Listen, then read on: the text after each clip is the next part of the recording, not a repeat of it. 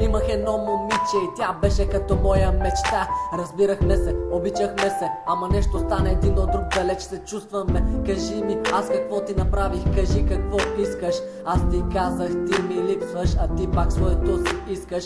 Не дей така, защото не е много лесно да ти каже едно момче, чето обича. Слушай сърцето си, него ще ти просича и твоето сърце към него ще тича. Това е лудост, това е глупост, за мен спокойно момиче, пак ще дойде този хубав ден.